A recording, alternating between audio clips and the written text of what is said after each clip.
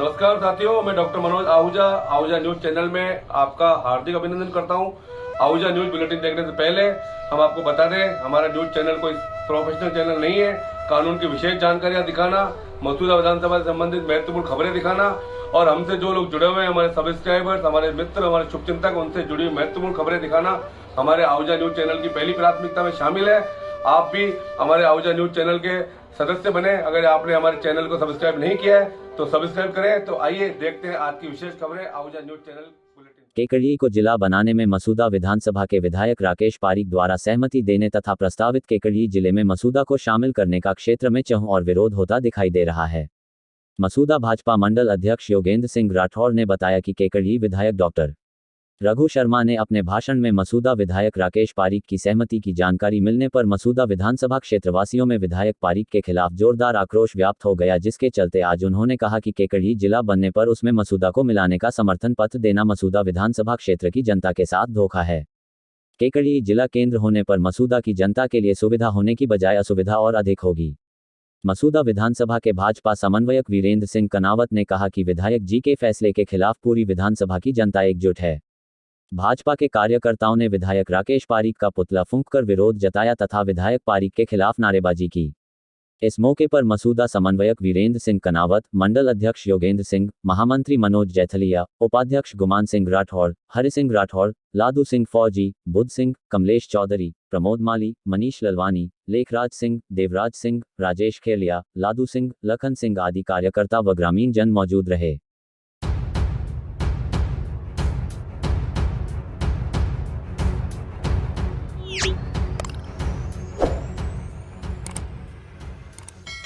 भिनाय इलाके के मुंडिया लामगरा चौराहे पर सड़क किनारे युवक का शव व दुर्घटनाग्रस्त बाइक दिखने पर राहगीरों ने भिनाय पुलिस को सूचना दी। सूचना पर मंगलवार सुबह करीब 10 बजे भिनाय पुलिस मय जाब्ते के घटनास्थल पर पहुंची और दुर्घटनाग्रस्त बाइक व मौके पर मिले शव को अपने कब्जे में लिया। शव की शिनाख्त पडांगा निवासी सुरेंद्र सिंह राजपूत के रूप में हुई, जो नागोला देवलिया कला उपतहसील में LDC के पद पर कार्यरत थे। पुलिस ने घटनास्थल का मौका मुआयना कर शव को भिनाय राजकीय अस्पताल पहुंचाया। भिनाय अस्पताल से मंगलवार सुबह करीब 11 बजे शव का पोस्टमार्टम कर शव पुलिस की ओर से परिजनों को सौंपा गया। वहीं गमगीन माहौल में पडांगा गांव में शव का अंतिम संस्कार किया गया। तो वहीं LDC सुरेंद्र सिंह की मृत्यु की सूचना पर नागोला, भिनाय, देवलिया कला, विजयनगर, पडांगा, बांदनवाड़ा में शोक की लहर छा गई। वहीं दुर्घटना में हुई LDC सुरेंद्र सिंह की मृत्यु के बाद भिनाय पुलिस हादसे की पूरी जांच पड़ताल कर रही है।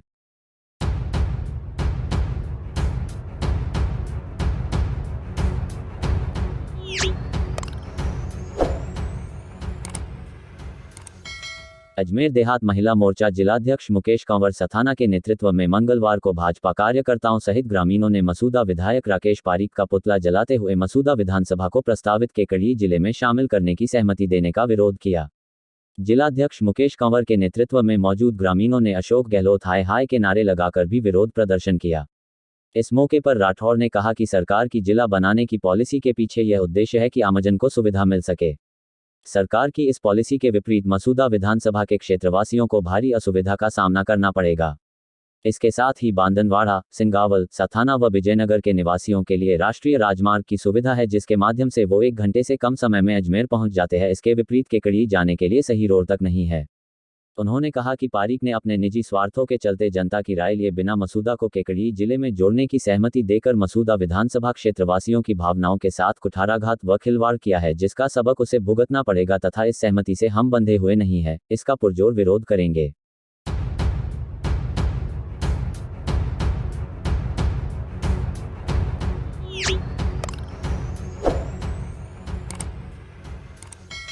राजगढ़ धाम के मुख्य उपासक चंपालाल महाराज को सोमवार रात्रि दिनांक 13 मार्च को रात्रि 10 बजे राजगढ़ घराना के ठाकुर प्रेम सिंह जी गौड़ के दामाद व उनकी पुत्री कार से अजमेर जा रहे थे। जिस जगह महाराज श्री के साथ हमला किया था, उसी जगह मारवाड़ी गीत के पास ग्राम नाहरपुरा निवासी संजय रावत नाम का लड़का लट लेकर खड़ा था।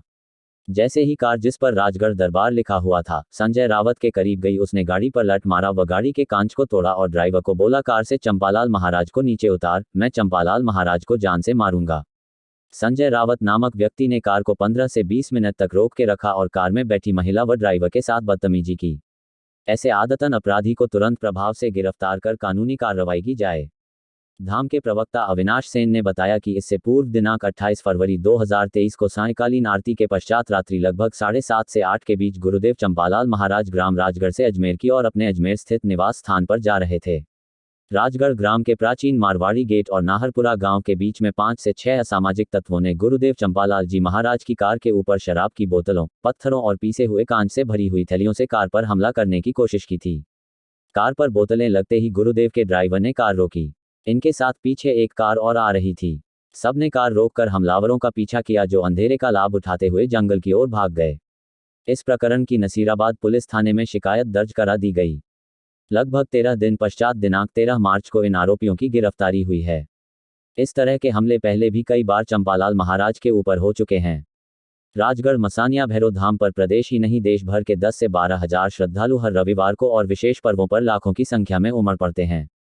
गुरुदेव चंपालाल महाराज पिछले कई सालों से भैरव धाम पर नशा मुक्ति अभियान का संचालन कर रहे हैं, जिसमें कई लाख श्रद्धालुओं ने नशे का त्याग कर नशा मुक्ति का संकल्प लिया है। राजगढ़ मसानिया भैरव धाम पर गरीब परिवारों की कन्याओं का निःशुल्क विवाह भी कराए जाते हैं। इस धाम पर अंधविश्वास से मुक्ति, जल स्वावलंबन, भिक्षावृत्ति मुक्त प्रदेश जैसे सामाजिक सरोकार रखने वाले महाअभियानों का संचालन प्रति रविवार को किया जाता है। बेटी पढ़ाओ बेटी बचाओ और कन्या भ्रूण हत्या खत्म करने के लिए राजस्थान सरकार, प्रशासन, सामाजिक संस्थाओं, समाचार पत्रों के सहयोग से पिछले कई दशकों से इस धाम पर महाअभियान चलाए जाते रहे हैं, जिसके कारण कई लोग, जिनमें शराब के व्यापारी व अंधविश्वास के नाम पर भोले भाले ग्रामीणों को ठगने वाले गुरुदेव से द्वेषता व वैमनस्य रखते हैं, जिसके कारण कई असामाजिक तत्व गुरुदेव चंपालाल महाराज व भैरव धाम मंदिर पर अवांछनीय हरकतें करते रहते हैं। देश भर के लाखों श्रद्धालुओं में सद्गुरु चंपालाल महाराज पर हुए इस हमले के प्रति गहरा आक्रोश भरा हुआ है।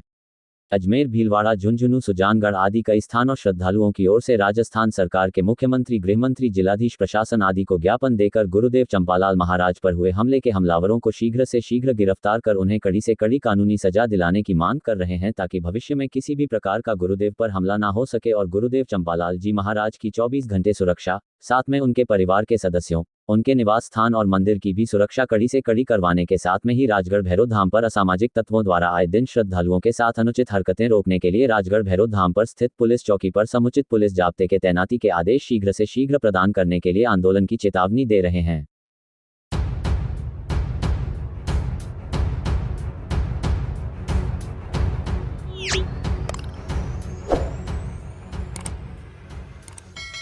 कस्बे के कांग्रेसी नेता व राजस्थान सरकार में रहे पूर्व संसदीय सचिव तथा मसूदा के पूर्व विधायक ब्रह्मदेव कुमावत के पिताजी हरदेव कुमावत का सोमवार को साय निधन हो जाने पर आज सुबह 8 बजे उनके पैतृक निवास से बैंड बाजों के साथ बेकुंठी प्रस्थान करते हुए आजाद कॉलोनी स्थित शमशान घाट पहुंची। स्वर्गीय हरदेव कुमावत की बेकुंठी के साथ घर परिवार और समाज के लोगों के अलावा गांव सहित क्षेत्र के हजारों लोग मौजूद रहे, जिन्होंने अंतिम यात्रा में शामिल होकर मोक्ष धाम पहुंचकर उनके शरीर को पंचतत्व में विलीन करने में अपना सहयोग प्रदान किया। स्वर्गीय हरदेव कुमावत के पुत्र ब्रह्मादेव, सूर्यदेव, इंद्रदेव व विश्वदेव कुमावत सहित परिवार के सदस्यों ने पार्थिव शरीर को मुखाग्नि दी। वहीं पार्थिव शरीर पंचतत्व में विलीन होने पर अंतिम यात्रा में शामिल होने वाले शुभचिंतकों ने एक एक कर चंदन की लकड़ी समर्पित कर इस महान आत्मा को भावभीनी विदाई दी। स्वर्गीय हरदेव जी कुमावत की व्यवहार कुशलता, धर्म के प्रति समर्पण भाव व समाज सेवा में अग्रणी भूमिका की वजह से तथा उनके पुत्रों के प्रति प्रेम भाव व समर्पण की वजह से हजारों लोगों ने मोक्षधाम पहुंचकर मुखाग्नि देते हुए अश्रुपूरित श्रद्धांजलि दी। स्वर्गीय हरदेव कुमावत ने धर्म के प्रति समर्पण भाव व मानव मात्र की सेवा की भावना को रखते हुए अपनी संतान को संस्कारित शिक्षा दिलवाकर समाज में महत्वपूर्ण ओहदे पर पहुंचाया, वरन अपने व्यवहार, कार्यकुशलता व धर्मपरायणता की वजह से परिवार, समाज सहित क्षेत्र में उनका विशिष्ट स्थान रहा है। स्वर्गीय हरदेव जी अपने पीछे पूरा भरा परिवार छोड़कर गए हैं। उनके पुत्रों ने अपने अपने क्षेत्र में अपना नाम श्रेष्ठ किया है। ज्येष्ठ पुत्र ब्रह्मदेव कुमावत राजस्थान सरकार के संसदीय सचिव व मसूदा के विधायक रहे हैं। उससे छोटे पुत्र सूर्यदेव कुमावत ईंट भट्टा व डेयरी प्लांट संचालित करते हैं। तीसरे नंबर के पुत्र इंद्रदेव कुमावत पेट्रोल पंप व ट्रांसपोर्ट का व्यवसाय करते हैं तथा सबसे छोटे पुत्र विश्वदेव हैं, जिन्होंने अपने स्वर्गीय पिता की सबसे ज्यादा सेवा की है का मोबाइल का शोरूम है। अंतिम यात्रा में शामिल होकर मोक्षधाम में उपस्थित बांदनवाड़ा कस्बे के राजा साहब व पूर्व सरपंच कुंवर वीरेंद्र सिंह राठौर ने बताया कि स्वर्गीय हरदेव कुमावत ने जामोला से यहां आकर सर्वप्रथम चूना भट्टा लगाकर अपने परिवार का भरण पोषण करना प्रारंभ किया था। उन्होंने अपना पूरा जीवन अपने परिवार की उन्नति में लगाया, बच्चों को संस्कारित शिक्षा दिलवाई, पूजा पाठ व धार्मिक कार्यक्रमों में बढ़ चढ़कर हिस्सा लिया। उन्होंने बताया कि जैसा उनका व्यवहार था वैसा ही व्यवहार उनकी संतानों का है। इनके पुत्र भी अपने स्वर्गीय पिता की तरह पूरा मान सम्मान देते हुए उनकी यथासंभव मदद करते हैं। अंतिम यात्रा में आज मसूदा विधानसभा की हर पंचायत के प्रतिनिधि के अलावा ब्यावर के कड़ी, किशनगढ़, भिनाय, विजयनगर सहित व प्रदेश के अन्य स्थानों से आए हुए श्रद्धालुओं व पारिवारिक मित्र इस बात की पुष्टि कर रहे थे कि जैसा व्यवहार स्वर्गीय हरदेव जी कुमावत का था वैसा ही व्यवहार उनके पुत्रों सहित अन्य उत्तराधिकारियों का है, जो सही मायने में एक अच्छे इंसान के जीवन भर की कमाई हुई पूंजी है।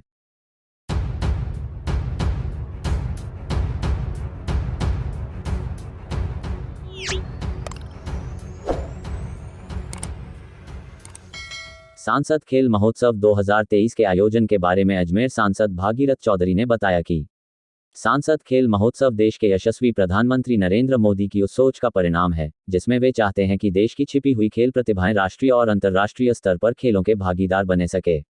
भारतीय जनता पार्टी के लोकप्रिय सांसद भागीरथ चौधरी द्वारा सांसद खेल महोत्सव का आयोजन विजयनगर राजकीय खेल मैदान इंदिरा मंच विजयनगर में 18 व 19 मार्च 2023 को होने जा रहा है। इस महोत्सव में अजमेर लोकसभा क्षेत्र की 8 विधानसभा के खिलाड़ी भाग ले सकेंगे। इस महोत्सव वॉलीबॉल, कबड्डी और मैराथन की प्रतियोगिताएं आयोजित की जा रही है। इस महोत्सव में प्रत्येक विधानसभा क्षेत्र से पुरुष वर्ग में 2 टीमें व महिला वर्ग में 1 टीम भाग ले सकेंगी। ज्यादा टीम आने पर ड्रॉ द्वार 2 व 1 टीम को लिया जाएगा। खिलाड़ी की अधिकतम आयु 40 वर्ष रखी गई है। कार्यक्रम संयोजक व भाजपा देहात जिला कोषाध्यक्ष आशीष सांड ने बताया कि प्रतियोगिता में प्रथम स्थान प्राप्त करने वाली टीम को 7,100, द्वितीय को 5,100 व तृतीय स्थान पर रहने वाली टीम को 3,100 रुपये पुरस्कार राशि दी जाएगी। सभी प्रतिभागियों को सांसद महोदय द्वारा सांसद खेल महोत्सव के सर्टिफिकेट भी दिया जाएगा। स्वस्थ शरीर और दिमाग को विकसित करने के लिए खेल महत्वपूर्ण भूमिका निभाते हैं। खेल कई प्रकार के होते हैं जो हमारे शारीरिक के साथ मानसिक विकास में मदद करते हैं। लगातार पढ़ाई के दौरान कई बार तनाव की स्थिति होती है। ऐसे में खेल इस तनाव को दूर करने का बेहतर माध्यम है। इस सांसद खेल महोत्सव को भव्य तरीके से आयोजित किया जा रहा है।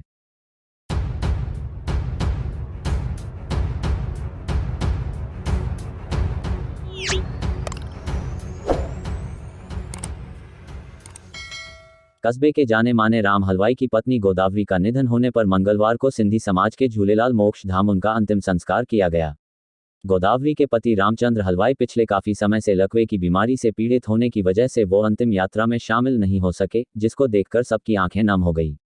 वहीं अंतिम यात्रा में इकलौते पुत्र सोनू का साथ सोनू के चचेरे भाई गोविंद पहिलवानी, मनीष पहिलवानी व योगी पहिलवानी ने देकर स्वर्गीय गोदावरी के सम्मान में दाढ़ी और बालों का त्याग कर समाज व परिवार को एक अच्छा संदेश दिया।